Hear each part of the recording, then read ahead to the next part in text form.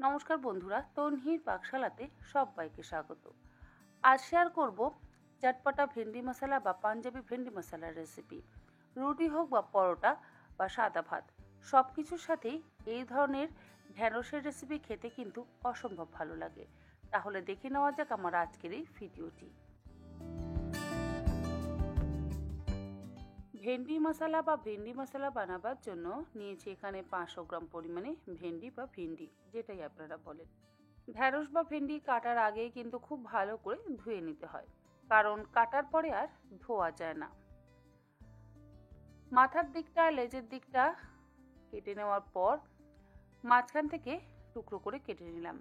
আর মোটামুটি সব কটা ভেন্ডি একই রকম সাইজের টুকরো করে কেটে নিচ্ছি।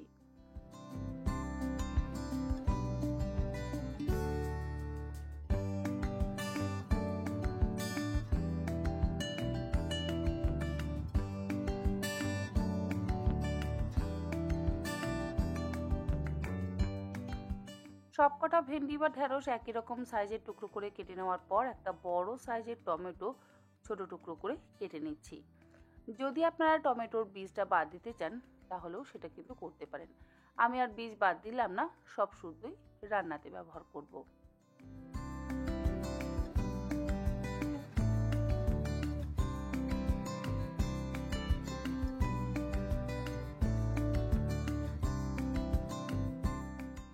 আর একটা বড় সাইজের পেঁয়াজও এই রান্নাতে ব্যবহার করব।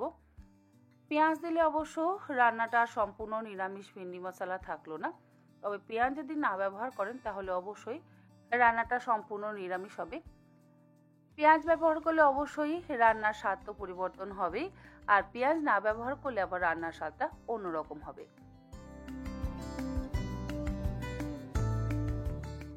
তবে আপনারা আপনাদের নিজেদের ইচ্ছে মতন কিন্তু অবশ্যই ব্যবহার করতে পারেন। যাই হোক, আমি একটা বড় সাইজের পেঁয়াজ স্লাইস করে কুচিয়ে নিলাম। রান্নাটা করবার জন্য কড়াইতে দিয়ে দিলাম 3 টেবিল চামচ পরিমাণে সর্ষের তেল। সর্ষের তেলের বদলে আপনারা চাইলে সাদা তেলেরও ব্যবহার করতে পারেন। তেল গরম হয়ে গেলে ফোড়ন দিয়ে দিলাম হাফ চা চামচ পরিমাণে গোটা জিরে, আর তারপরে কড়াইতে দিয়ে দিলাম কুচিয়ে নেওয়া পেঁয়াজ। 2 থেকে 3 মিনিট আমি পেঁয়াজটাকে মিডিয়াম টু হাই ফ্লেমে বেশ একটু গোল্ডেন ব্রাউন করে ভেজে নিচ্ছি। আর এর মধ্যে একটা ফাটিয়ে নেওয়া শুকনো লঙ্কাও দিয়ে দিলাম। পেঁয়াজের আগেই অবশ্য শুকনো লঙ্কাটা দেওয়া উচিত ছিল, আমি যেহেতু ভুলে গেছি সেই জন্য আমি পরেই ব্যবহার করলাম।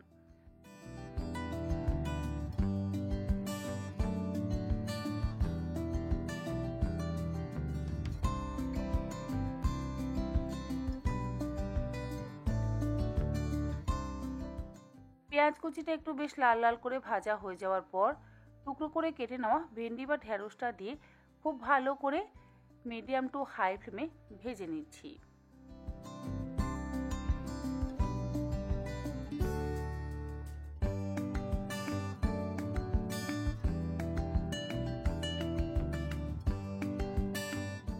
তিন থেকে 4 মিনিট ভেন্ডিটা ভাজা হয়ে যাওয়ার পর বেশ যখন একটু রঙটা পরিবর্তন হয়ে যাবে তখন দিয়ে দিলাম টুকরো করে কেটে নেওয়া টমেটো আর স্বাদ অনুসারে লবণ।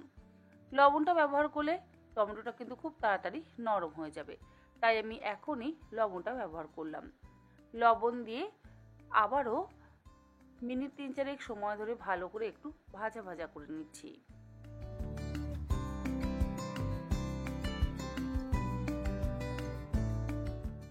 দুটো চেরা কাঁচা লঙ্কা দিয়ে দিলাম।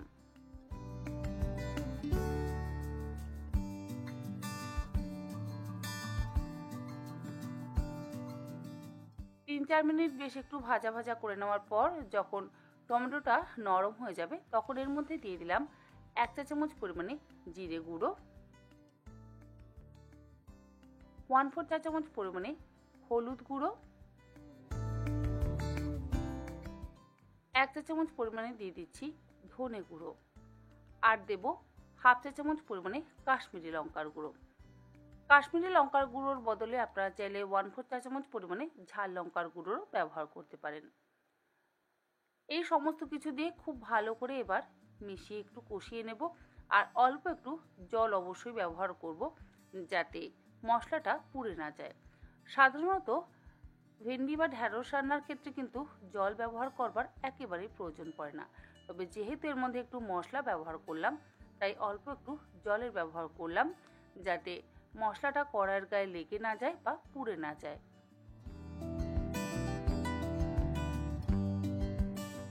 মশলাটা দিয়ে 3 থেকে 4 মিনিট বেশ একটু ভাজা ভাজা করে নেওয়ার পর একদম শেষে দিয়ে দিচ্ছি খুব সামান্য পরিমাণে একটু চিনি।